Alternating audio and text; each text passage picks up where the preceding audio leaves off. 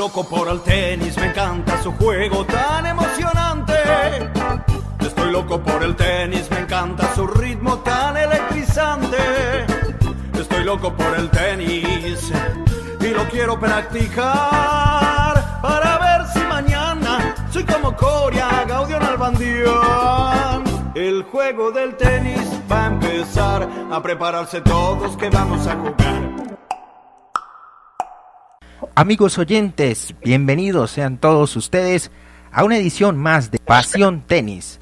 A través de las distintas plataformas digitales, recuerden que una vez emitido este programa nos pueden escuchar en Spotify, estamos en iVoox, también a través de YouTube Premium y también en una aplicación que se llama Spreaker. Hoy tenemos un invitado especial que nos acompañará, charlará con nosotros amenamente de este deporte, el deporte que nos apasiona, el deporte blanco y que se encuentra en para debido a las diferentes inclemencias que nos ha dejado este virus, este COVID-19 que ha parado todo el deporte a nivel mundial y el tenis ha sido uno de los principales afectados recientemente. Se ha concretado la cancelación de Wimbledon, el tercer Grand Slam del año. Está con nosotros Jan Fontalvo, y que nos saluda y nos escucha. Un saludo muy especial, su servidor Diego Pacheco, y qué placer tenerte hoy con nosotros en Pasión Tenis, Jan. Diego, buenas tardes, un gusto estar con ustedes, amigos en Pasión Tenis, recordando todos mis inicios cuando empezaba en lo que correspondía a este trasegar del mundo del tenis como periodista deportivo, que lo hice principalmente cuando teníamos más o menos la edad tuya. Inicié en este proceso del tenis hace ya 30 años. Qué bien, háblanos un poco de tu carrera, de cómo inicias, cómo te acercas primero siendo muy niño al tenis. ¿Te apasionó desde tu corta edad este deporte? Bueno, Diego, a ver, te cuento. Yo estudié Ingeniería de Sistemas y además de esto estudié Administración de Empresas en el ICESI de Cali. Definitivamente soy de Cali. Estando en Cali, más o menos a la edad de unos 16 años, empecé a jugar tenis en el Club Arroyo Hondo de Cali. Hace ya, pues como te digo, bueno, eso ya hace 40 años. Empecé a jugar tenis en Cali y allí empezó a fascinarme este deporte, a gustarme, me fui metiendo mucho más. Pero cuando terminé y empecé a jugar desde esa época hasta hoy, juego tenis. No jugué nunca como tenista competitivo, nunca fui competitivo a nivel de clubes. En la región en Cali me conocen bastante bien. Después de eso no jugué tenis profesional, pero me dediqué a estudiar. Estudié en Administración de Empresas en el ICESI en Cali, en Ingeniería de Sistemas, y cuando terminé empecé a trabajar en el mundo laboral común y corriente como especialista en gerencia de ventas.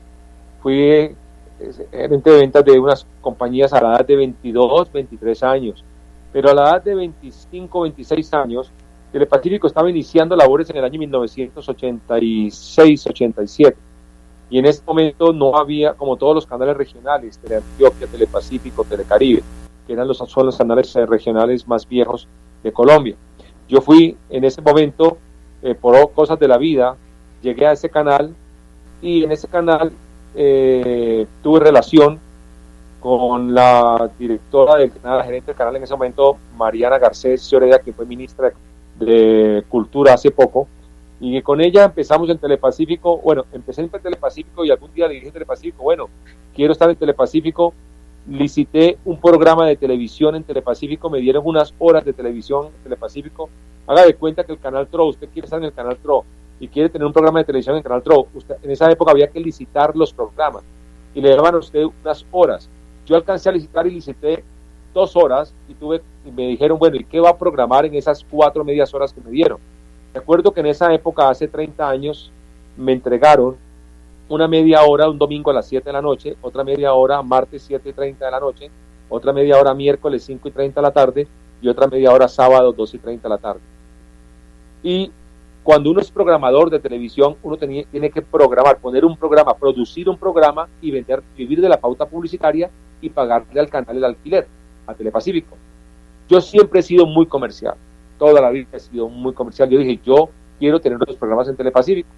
Y en ese momento licité un programa y en 1987 tuve el primer domingo a las 7 de la mañana, dije yo, bueno, ¿y por qué no hacemos un programa de tenis? Un noticiero de tenis.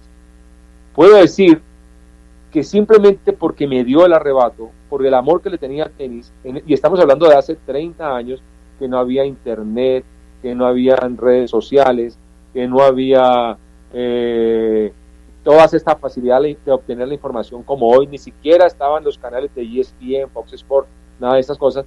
Yo produje el primer noticiero de tenis en Colombia y en Sudamérica y en Latinoamérica, que se llamó Tenis Club. Yo lo produje. O sea que mis inicios vieron que también verten en el periodismo Tenis Club. Y con este programa de Tenis Club, que duró 20 años, este programa en televisión duró 20 años, 10 años en Telepacífico y 10 años en Señal Colombia.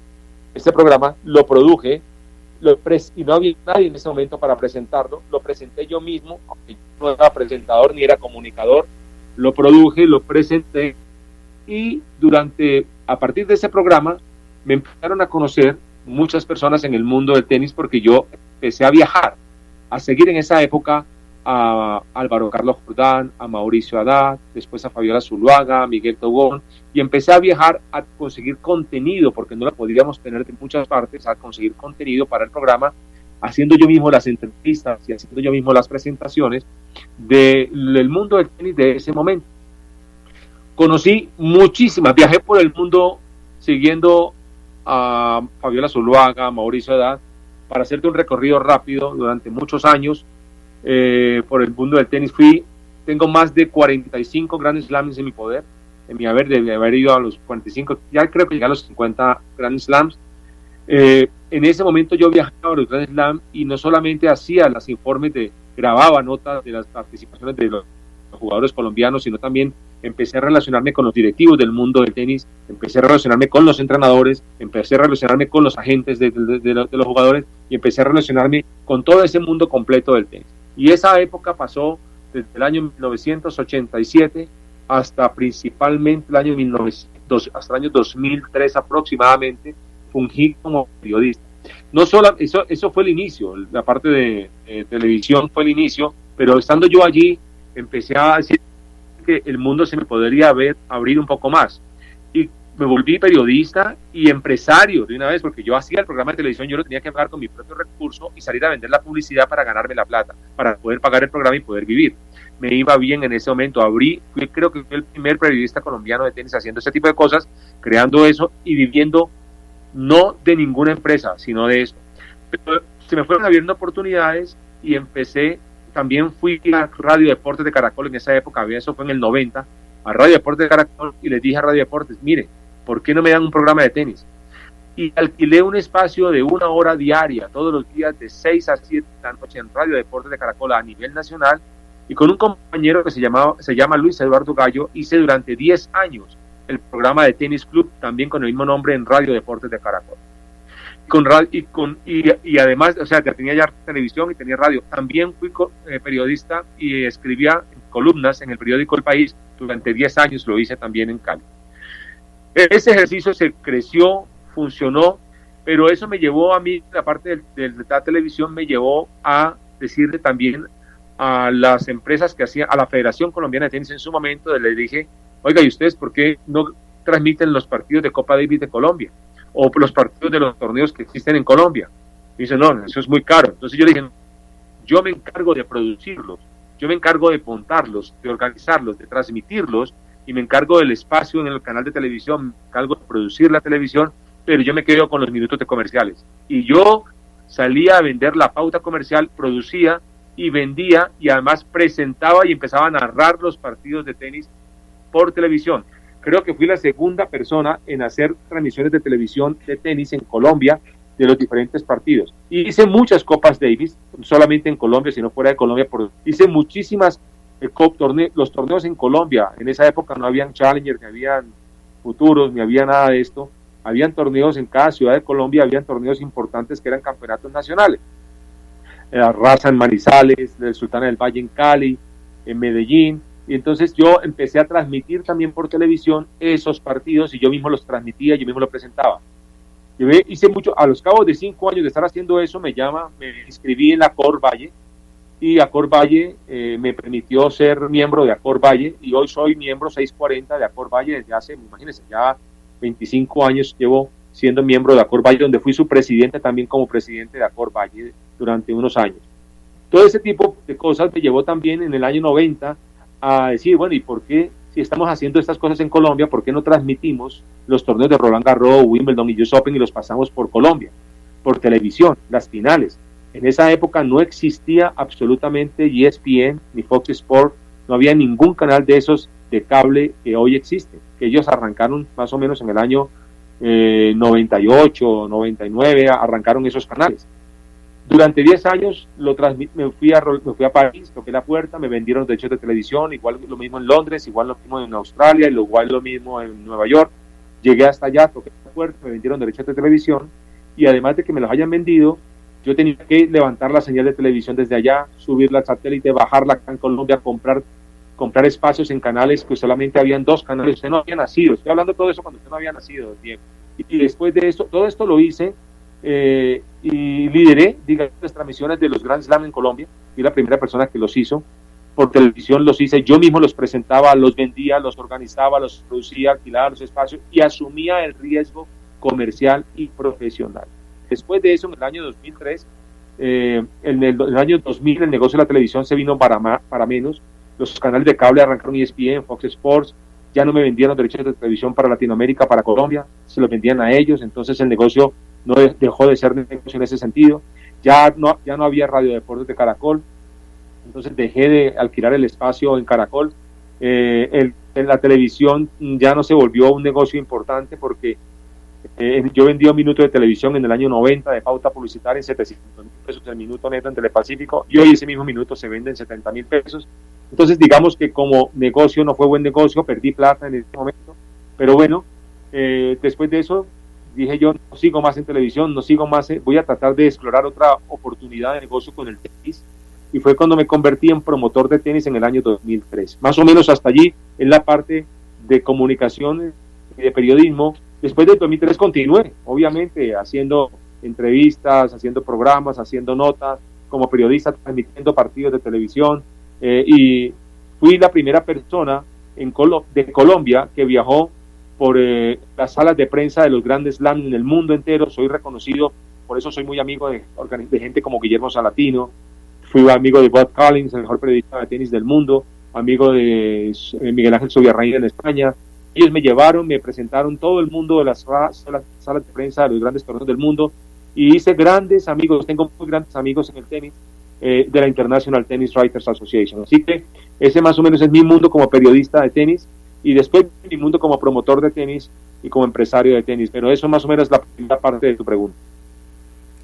Bueno, vemos que tienes una larga, bastante completa trayectoria como periodista de tenis, pero también como gestor, como empresario.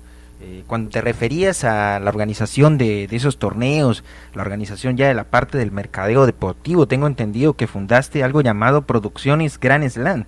Esa empresa, mira, ¿qué fin tenía realmente? Mira, cuando yo veo que el negocio del periodismo como tal ya no era tan rentable como lo era antes, cuando la empresa de televisión empieza a perder plata porque entraron los canales de televisión, como les decía, los canales de cable, pero aparte de eso, la programadora de televisión en Telepacífico empezó a competir con Caracol y con RCN a nivel nacional, entonces estábamos en desventaja, perdimos mucho dinero y dije, bueno, voy a explorar una nueva oportunidad, y monté una empresa que se llama Producciones Grand Slam, que inicialmente la idea de ella era ser una empresa especialista en mercadeo deportivo, pero tomé la mala decisión de dedicar esa empresa exclusivamente a promocionar tenis y a dedicarse a desarrollar torneos de tenis en Colombia. En ese momento, en el año 2003, no había ningún torneo de tenis en Colombia. Desde el año 2000 hasta el 2003 no había ni torneos futuros, ni Challenger, no había absolutamente nada.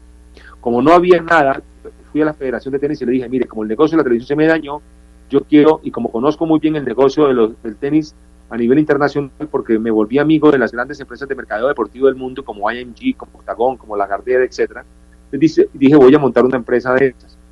Pero esa empresa se dedican a muchas cosas en el deporte, no solamente a tenis, pero yo tomé la mala decisión de dedicarme exclusivamente a tenis y llamé a la Federación de Tenis y les dije, mire, yo me encargo de hacer los torneos futuros en Colombia. Ah, bueno, si quieren háganlos porque nosotros no tenemos plata para hacer. Y empecé a hacer torneos futuros en Colombia en el año 2003. En el año 2003 hice 6 torneos futuros, en el 2004 6, en el 2003, 6 torneos, en el 2004 6, en el 2005 ya los pasé a Challenger, hice futuros y Challenger. Mejor dicho, organicé, comercialicé bajo mi propio riesgo, cuando no había nadie que estaba preocupado por eso en Colombia. Yo volví a desarrollar las estrategias de esto y lo volví como una especie de argumento, estrategia para marcas y para multinacionales. Con ese concepto lo hice y durante ese tiempo, hasta el día de hoy,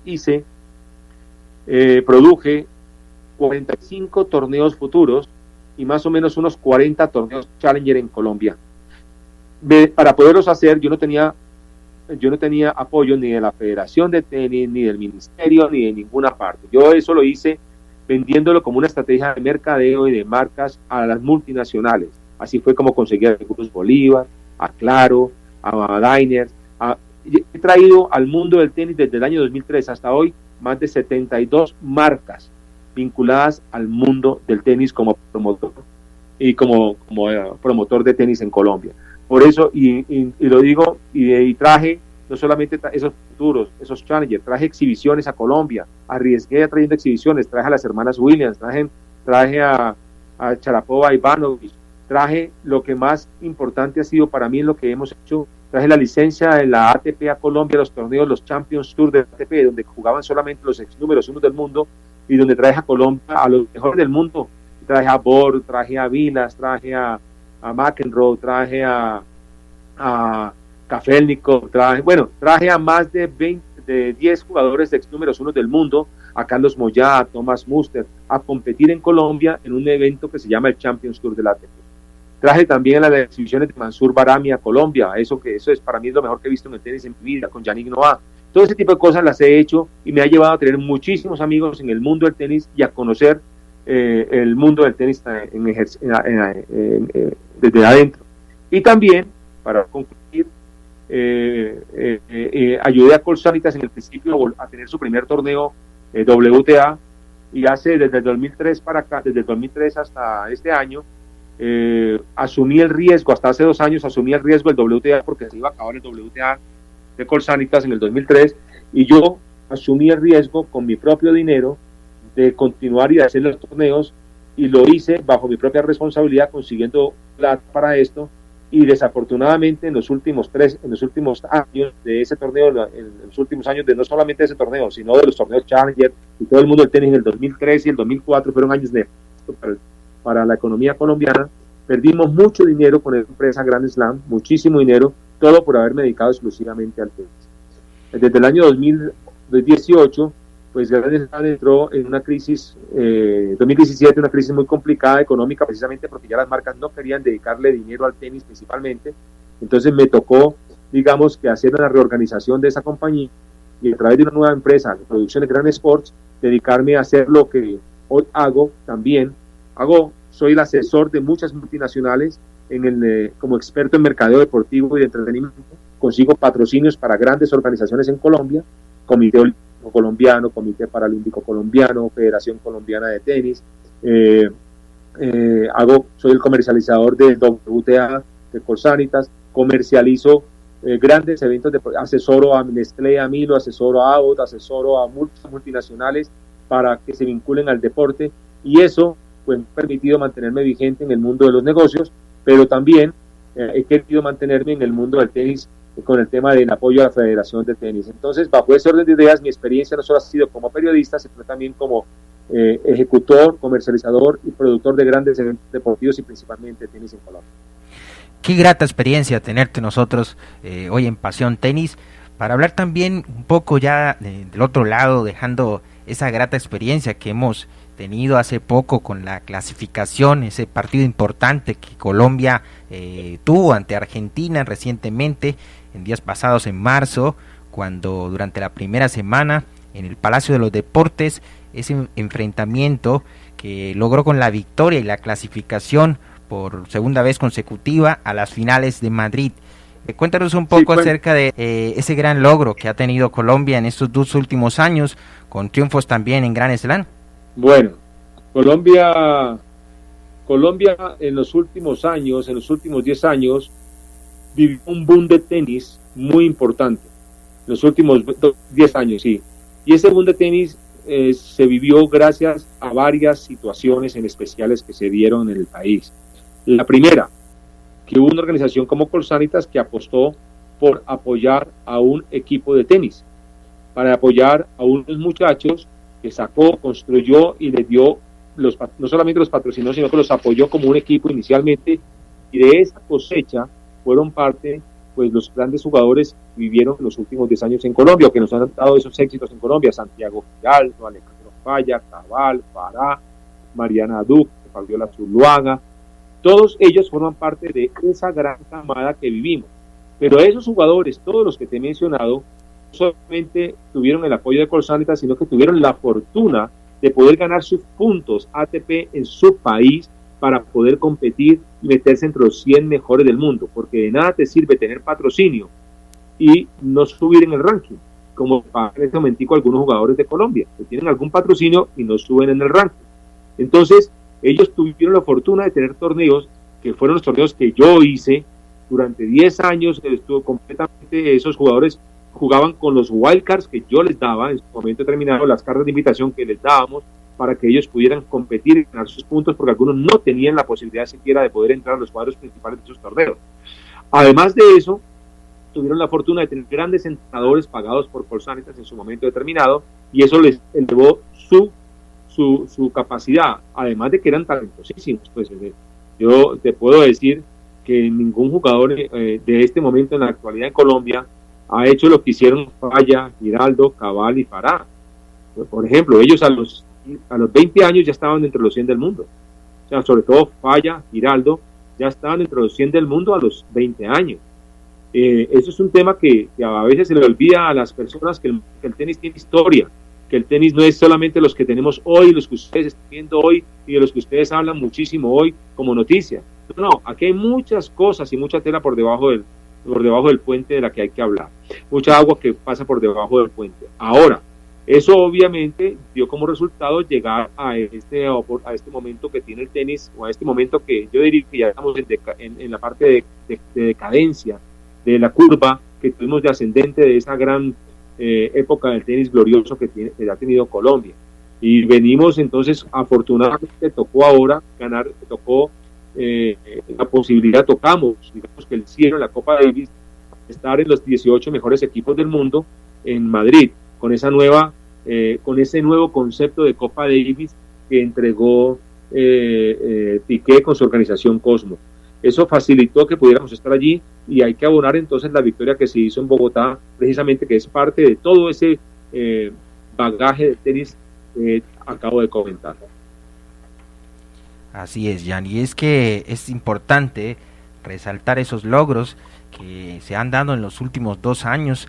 Es importante ver que el esfuerzo, como tú decías, todo el patrocinio que ha dado, el apoyo de empresas como Colsanitas, ya se está viendo frutos, pero eso, como dice, tiene sus raíces, ¿no? Tiene sus comienzos, y tú bien lo decías, ha valido la pena todo ese esfuerzo que se ha dado desde una década atrás, y ya se está viendo. Bueno, el panorama mundial, Jan Fontalvo, quien nos escucha, para todos los oyentes, no es nada blanco, todavía se torna un poco oscuro, bastante oscuro diría yo. Recién se ha tomado la decisión de cancelar Wimbledon, aún Roland Garros está en vilo, no sabemos si realmente esa nueva fecha que Guy Forget y toda la directiva de este Grand Slam, el considerado segundo Grand Slam del año, realmente sea ya verídica, o quizás se termine por cancelar. Se ha hablado mucho, ha dado mucho de qué hablar por estos días,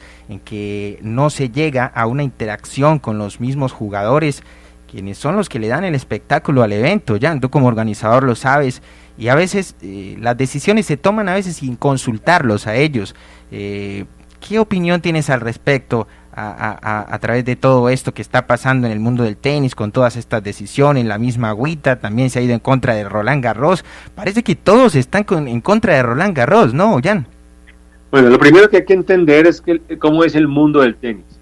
Es que la mayoría de los jóvenes periodistas y de pronto no han tenido la posibilidad de vivir la experiencia que tenemos nosotros de conocer internamente el negocio del mundo del tenis.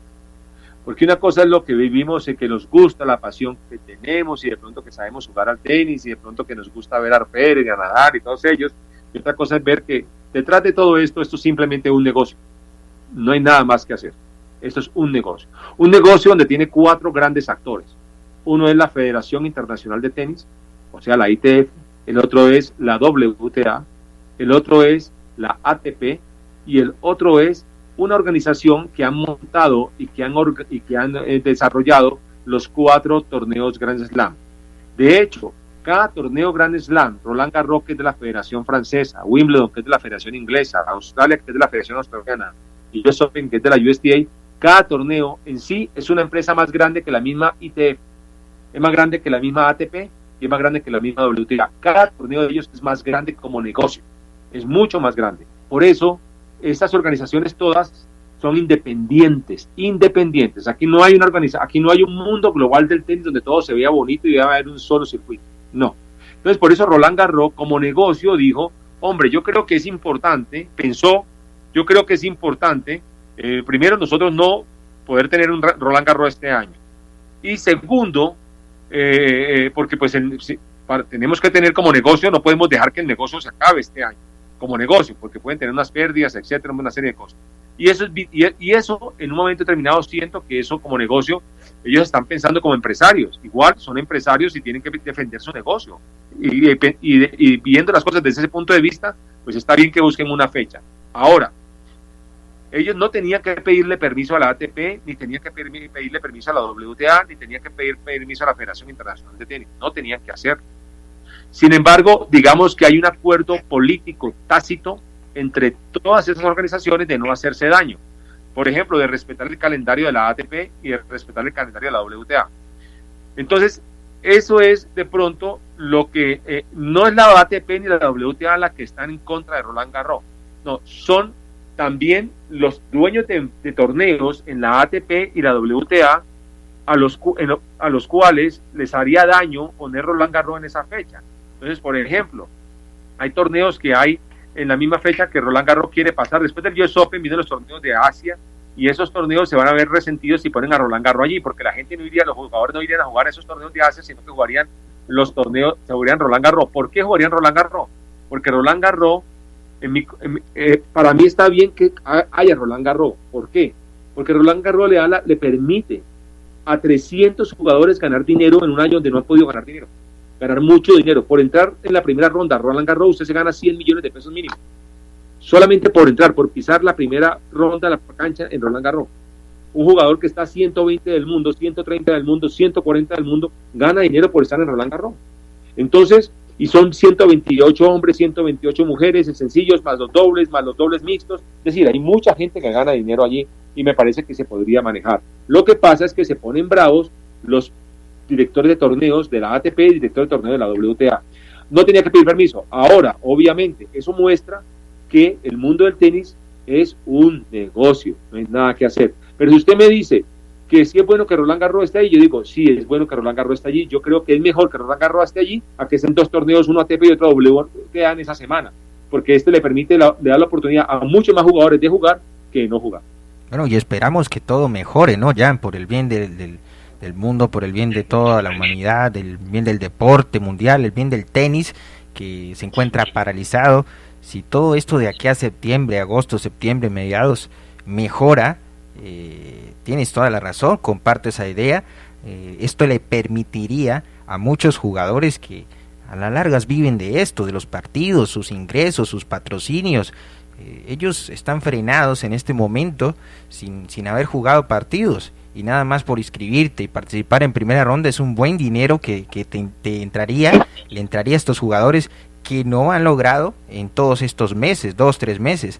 Entonces, lo que aún no me queda claro, sí, Jan, pues, no sé, no estoy de acuerdo, es porque si tú hablabas de una dependencia, es decir, una autonomía por parte de cada Grand Slam, el Roland Garros, especialmente que estamos hablando, ¿por qué la ATP decidiría no atribuirle puntos en el ranking al campeón en caso de que se dispute este torneo? ¿Eso legalmente se puede hacer?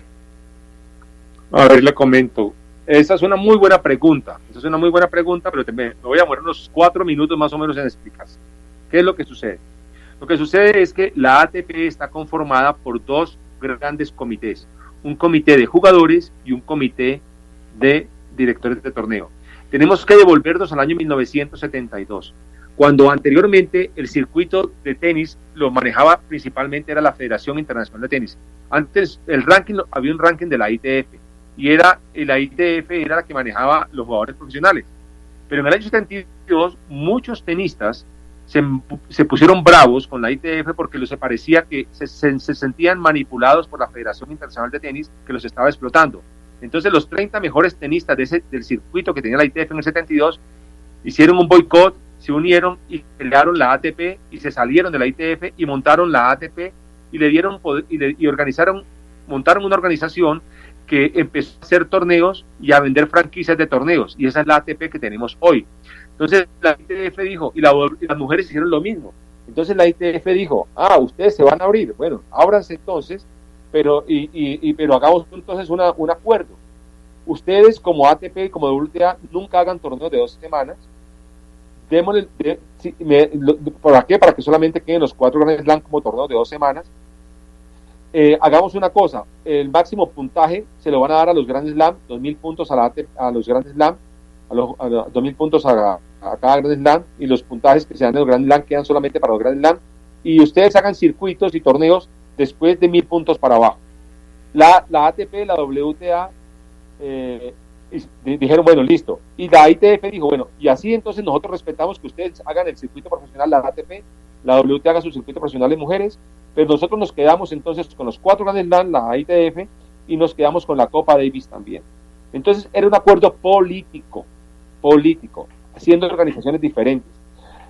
Hoy, con este problema que hay, Roland Garros de pronto no pensó que la Roland Garros, US Open, los 4 Grand Slam tienen puntos que les ha dado la ATP porque le da la gana a la ATP de darle esos puntos políticamente hablando, para estar políticamente de acuerdo. Ese acuerdo político se acabó el año pasado. El año pasado se acabó ese acuerdo, o sea, el contrato, ese acuerdo se venció el año pasado. Supuestamente están renovando en este momento ese acuerdo para seguir manteniendo, digamos, que esa estabilidad del tenis. Pero ¿quién dice que en el tenis no puede haber varios circuitos de tenis profesional?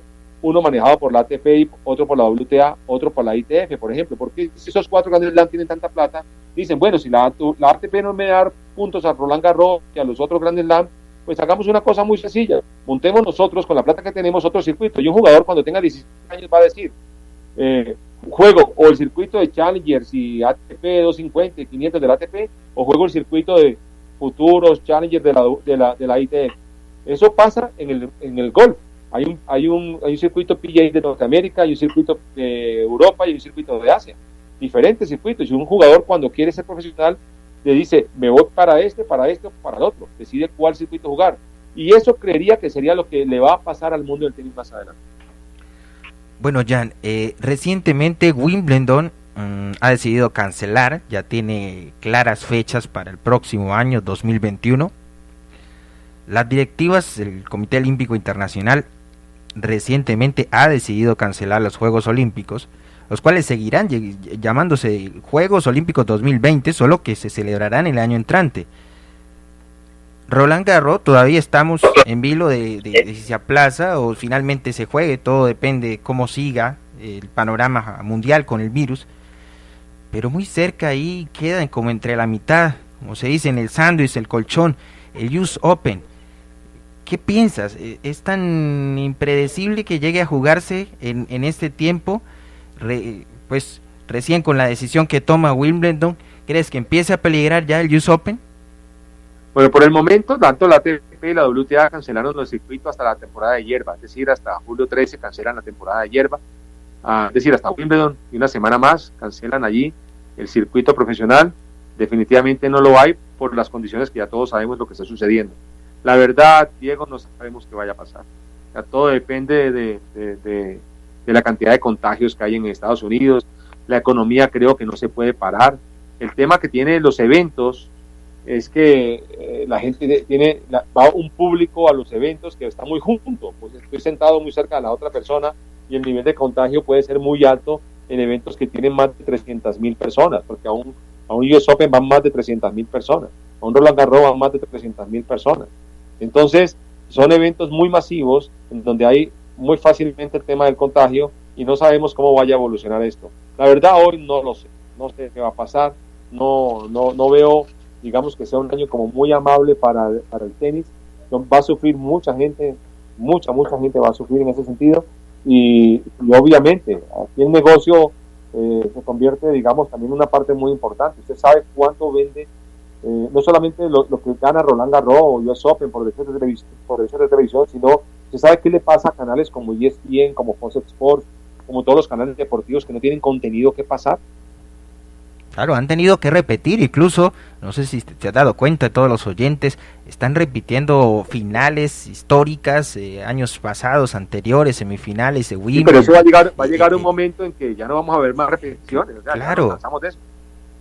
Claro, el televidente se va a cansar y va a querer ver nuevas producciones, y bueno, tú eres un experto en eso y entenderás lo difícil que es implementar y generar nuevos productos para la televisión. Ya para concluir, Jan, es importante para nosotros que nos cuentes un poco desde tu perspectiva, como porque también fuiste tenista, aunque aficionado, pero eso no te resta mérito, para ver lo que se vive en la actual en el circuito masculino, ese empoderamiento en los últimos años, le llaman el Big Three, conformado por Djokovic, Nadal, Federer.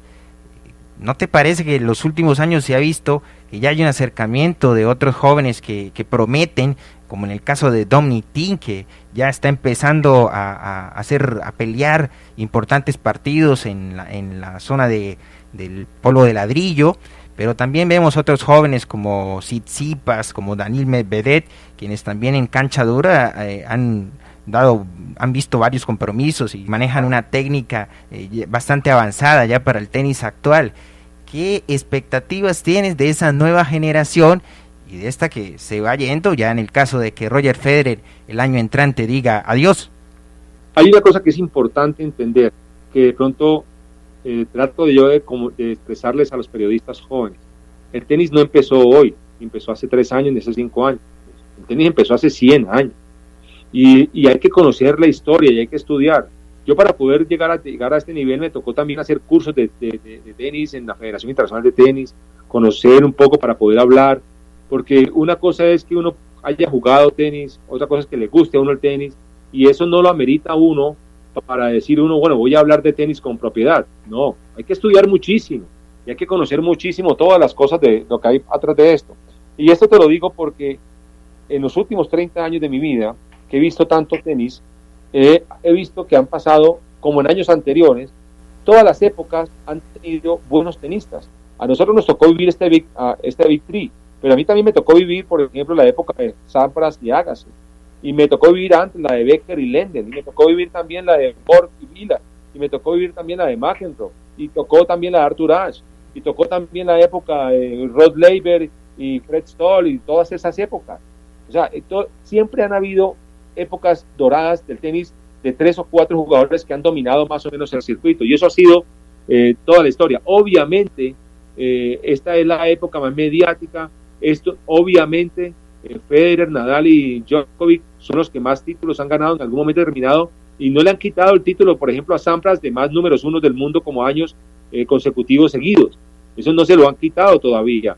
Es decir, pero esta época es importante. ¿Y eso qué quiere decir? Que van a venir también jugadores buenos.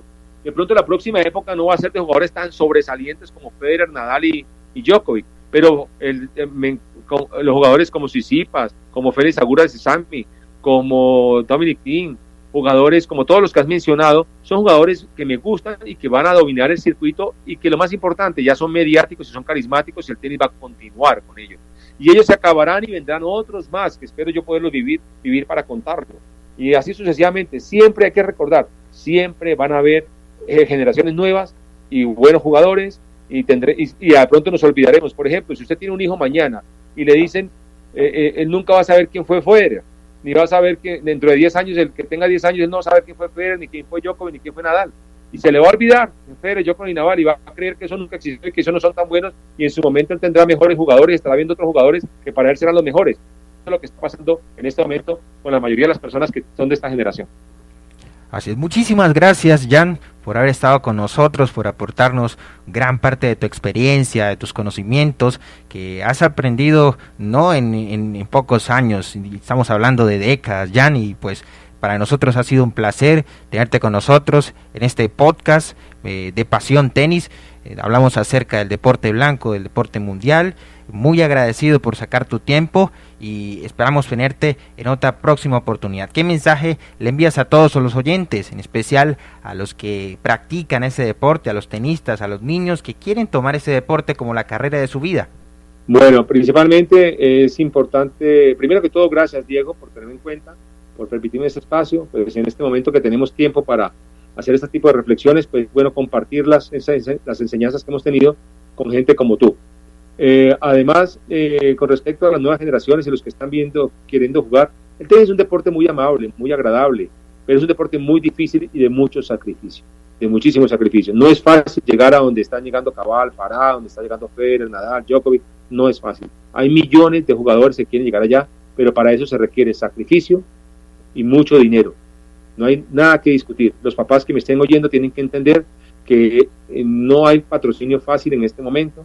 No es fácil conseguir patrocinio para sus hijos jóvenes. Los patrocinios solo se consiguen cuando ya los jugadores están más o menos formados. Y adicionalmente hay que entender que si quieren que sus hijos salgan adelante, tienen dos oportunidades.